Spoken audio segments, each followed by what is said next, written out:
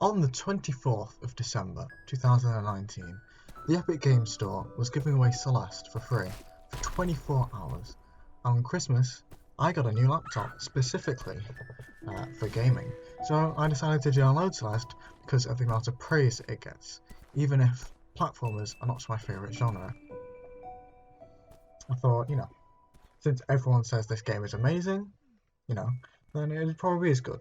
And past couple of months, after playing it, I've continued to think back on my experience from time to time, thinking how much I actually enjoyed this game compared to every other platform I've played, which also seems to get as much praise as this. So, after making that try video and thinking, what should I make next? I decided I was going to talk about this amazing video game and why I believe it's the best platformer I've ever played.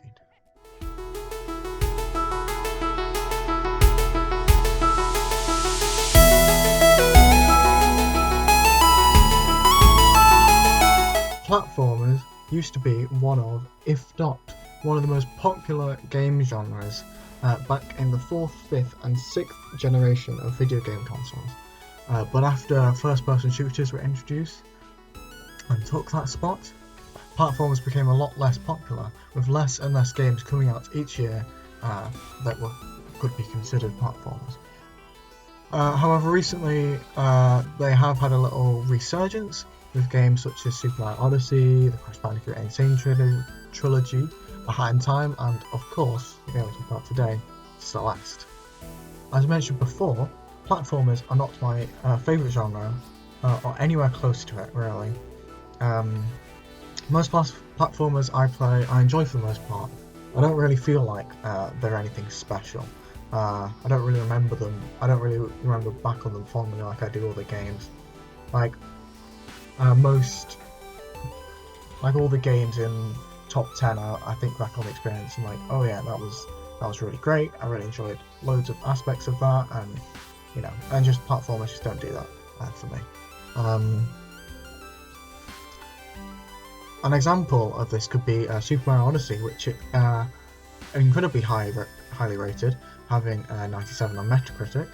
I just thought it was alright, I'd give it a 7 out of 10. It was a good game, just not as good as everyone says it is. But this is probably because platformers don't really interest me as a genre. Personally, it's not like there's anything inherently awful about the game, it's not really for me. But I also felt that some of the jumping mechanics were a bit clunky, causing me to die on multiple occasions, which can be a little bit annoying. So that sort of contributed to my facts. But I didn't really think it was all that amazing. Another highly rated Mario game is Super Mario World, which lots of the time I completely forgot I even played. It just didn't leave any impression on me, really. It's just not a bad game, but really I don't think it comes to mind at all when I think of a good game. It doesn't really come to mind when I think of platformers I've played or even Mario games I've played. It takes me a while to go be like, wait, yeah, I actually played that, and it was a game, I guess. However, though, Celeste, some of the only platformers I can think of which is genuinely amazing, and I may even put in my top 10 favourite games. So, let's talk about all the reasons why I think so highly of this game. Let's talk about the most important part of any platformer, which is the movement. In Celeste, the controls are tight and responsive, and just feel incredibly fun to jump around the environments. I also feel that the wall climb and dash moves help to keep the platforming really interesting and engaging, as you can be a lot more creative with level design compared to other platforms such as Mario, where it's just the basic jump. Such as all the extra stuff that's added in all the levels, which complement the dash mechanic, which is already fun to use, such as the bubbles which you jump into and basically acts as an extra dash, or different kinds of those bubbles, and platforms that move when you dash, so you have to try and think strategically when you dash. and you know you only have one dash before in air before you can't do any touch ground again. Also, the grip mechanic is quite a small mechanic that I feel has a large impact on how you move through the level, and makes it quite a lot different from other platforms. As you know, you have the limited grip, which you have to conserve when crossing a large distance without any of the stand. And you know, climbing the walls is just fun. And being able to climb down, you know, it just makes the whole thing a lot more fun to play. There's some sections where you don't dash, but just jump from wall to wall and climb. The most fun and rewarding sections to pull off. You know, it just makes you feel cool when you do it, like doing a section without dashing. It's just like, just great. And you know, Celeste just wouldn't be the same without the climbing mechanic. Yeah, the controls I never felt were janky. And every time you die, you feel that it's your fault and not the game's or the control's fault. The only problem I have with this is that I play using a Switch Pro controller, and the D-pad on that, you know, you probably know that it's not great. It kind of sucks. So I use the control stick, which, you know, any 2D purist will say is a sin, but it's better than the D-pad. Anyway, this leads to sometimes when I try to dash diagonally, I dash up. When I dash horizontally, it dashes diagonally, etc.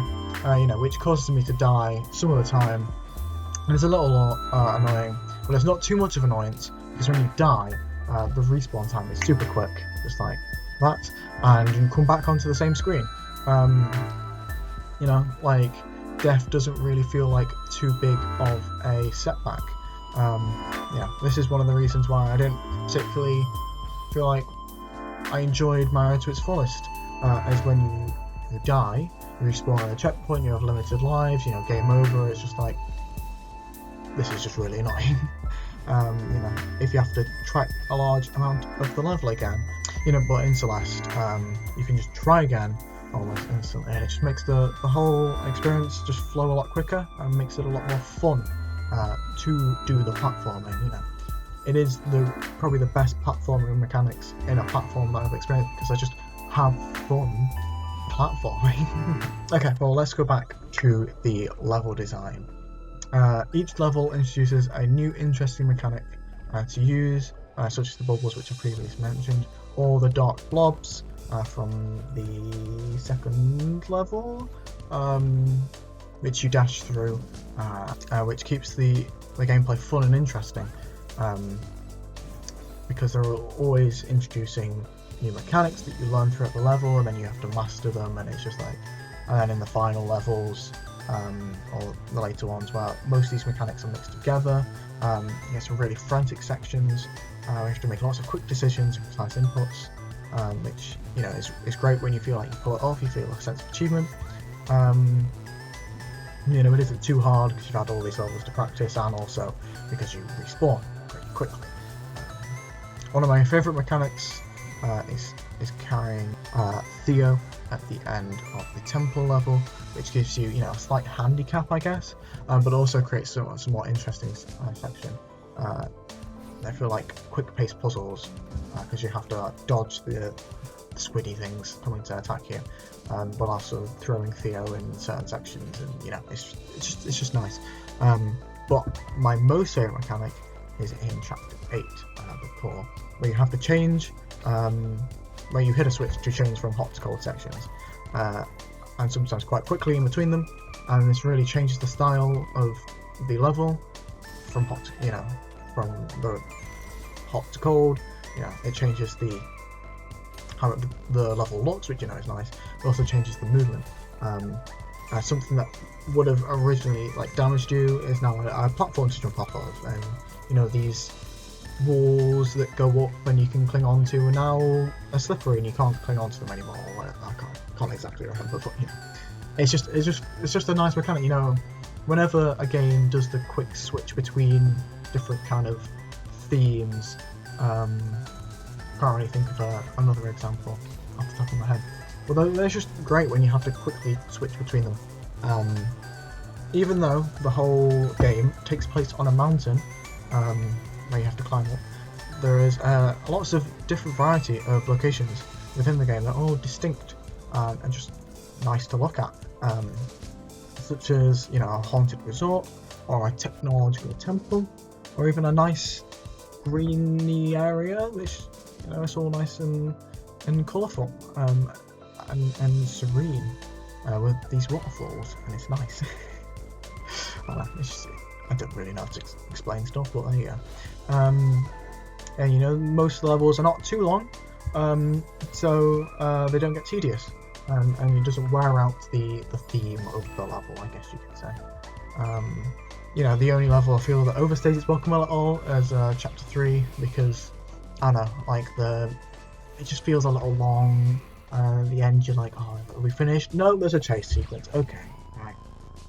But, you know, the overall game, I feel, is the perfect length for a video game, especially with the extra level on the end, and you get to, and the B-sides and the C-sides or whatever. I didn't really do a lot of I didn't do any C-sides, but I did a few of the B-sides to get the final level. I didn't finish the DLC level because that seemed a bit too hard, but I feel like there is just the perfect amount of content if you're just going to play it through once, and, you know, loads of content if you want to replay it and do all the hard challenges. Another part of the level design that I really like is the strawberries, which are like collectibles that are hidden throughout the level. You know, they're optional. You don't really need them, I don't think. You can get like a different ending at the end if you get a load of strawberries, but it's not like a big change.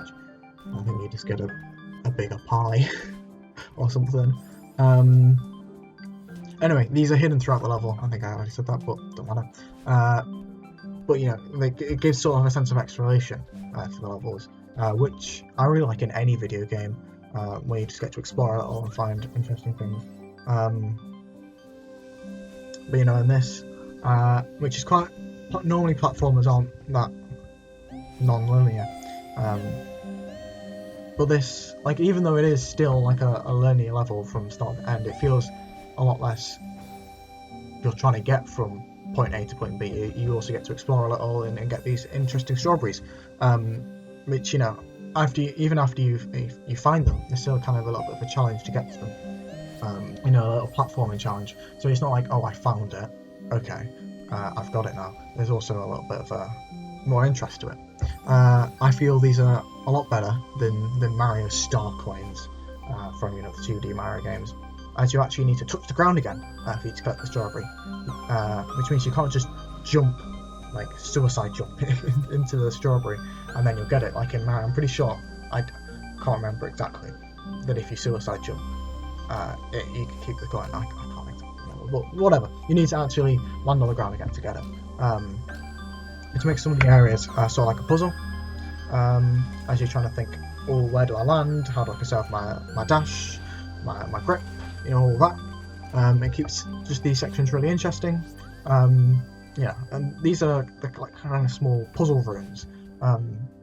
You know, sometimes the main levels they sort of use a puzzle room. I just like how most of the strawberries are also kind of small puzzle rooms or quick, like, reflex challenges. So, you know, overall with the gameplay, it's probably the most fun I've ever had with platforming. You know, like I said before, the movement's just really fun, but also just the level design is really interesting. All the new mechanics, whatever, like how they're implemented. I find it really like different and unique. You know, maybe it's not actually that unique, but I haven't played a lot of platformers. As you can probably tell, they're not my favourite genre. I heard that Tropical Freeze has some really interesting mechanics and how it does it, but I haven't played that. So, from the experience I've already had, this is the most interesting level design has been. But, you know, I can't really explain exactly why I enjoy this game a lot more than other platformers. It's just, I find it more fun to play, and it just sticks in my mind more, and I can't really explain why. Oh wow. However, gameplay is not the only amazing part of this game.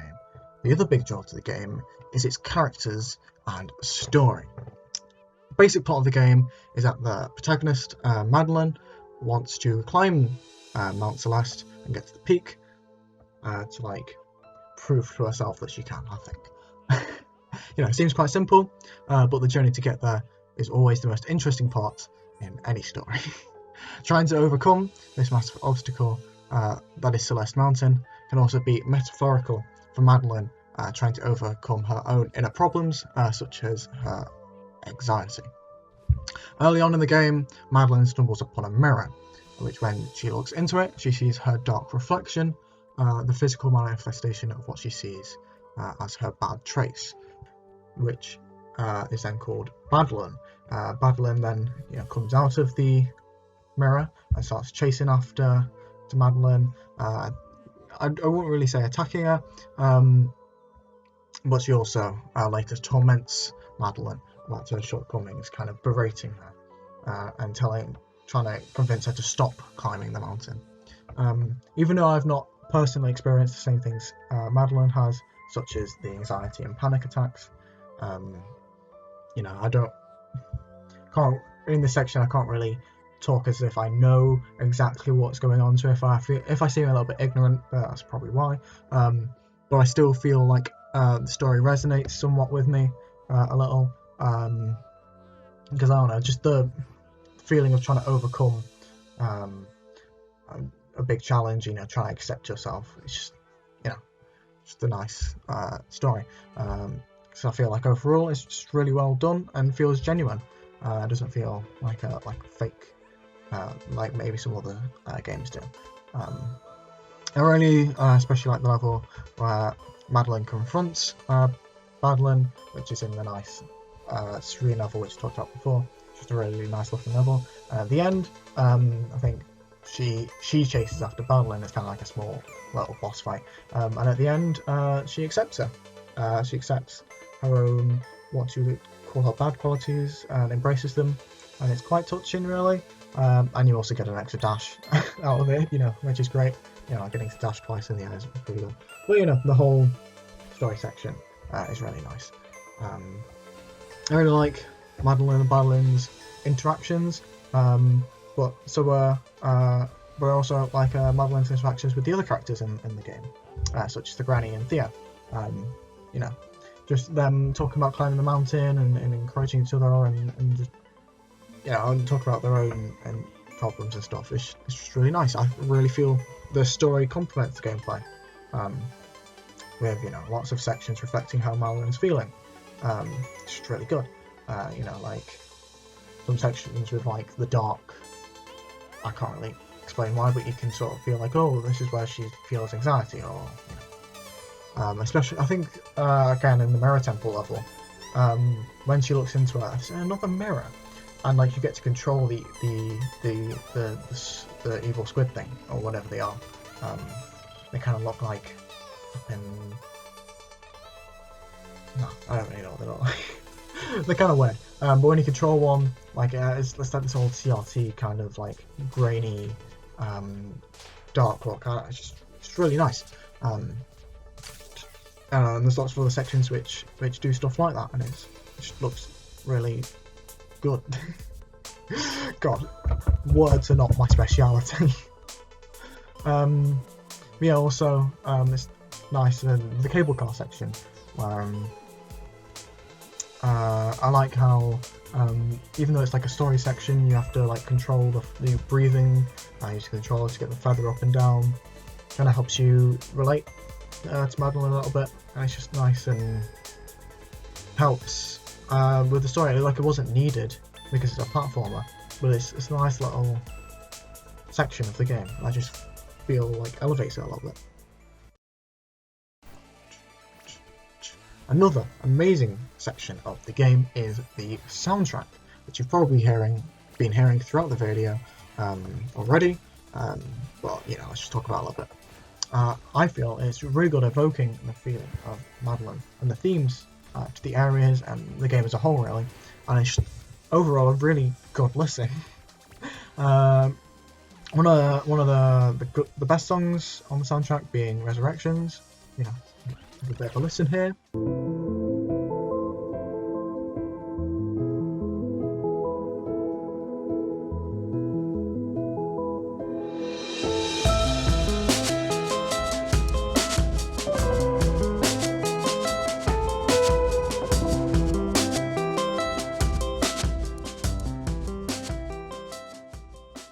Yeah, a nice long song with lots of changing sections in it. Slow parts and the nice uplifting parts. I feel the whole soundtrack gives off a nice somber but also hopeful feeling that I just personally really like. That's kind of music that I listen to a lot of the time. So well done, Lena Rain. You made a really amazing soundtrack that I just listen to sometimes.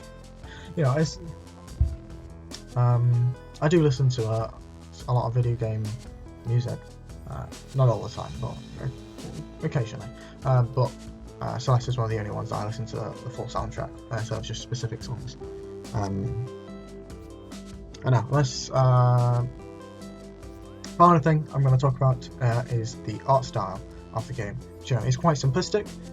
Some people may not like it, but I think it's pretty interesting and looks pretty good. It is a little weird at first that characters that have faces, but you get used to it eventually. As when they start talking, you can see their faces in the text box. A quick side note: I really like how when Madeline talks, sometimes she puts her head out the box, and sort of like it's kind of like she's breaking the fourth wall. When characters do that, it's just really nice because it's not like she's really breaking the fourth wall, she's just sort of sticking her head out the text box. But I don't know, it's just stuff like that. It's just great. And the art style for the stuff that isn't like in game, like the character portraits, is also really nice and hand drawn. And the environments look gorgeous, really. Just a lot of, like I said in the previous section, a lot of different variety and levels, but like it's really well done. Nice and colourful, or dark and dreary, or whatever. Best level in my opinion, you can probably guess, is Reflection. I've talked about it quite a couple of times so far, just because of the pretty water and waterfalls and nice grassy areas. Yes, nice to look at. So everyone seems to recommend this game since it came out. Everyone talks about how amazing it is, and now I understand why people have said that. It's one of the most fun and emotional experiences I've had in a video game, and definitely the best platformer I've ever played, and probably nothing will top that for the best platformer. I'd highly recommend to anyone who hasn't played this game to play as soon as possible. It's definitely worth the price, £8, whatever that is in yours. I did get it for free because of the Epic Game Store, but I might buy it again. God damn it, who actually made this game? I want to support them because it's a great game and you should support them too.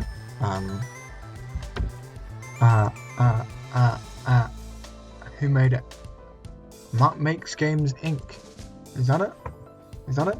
Yeah, it is cool. It is from Matt Makes Games. Great game.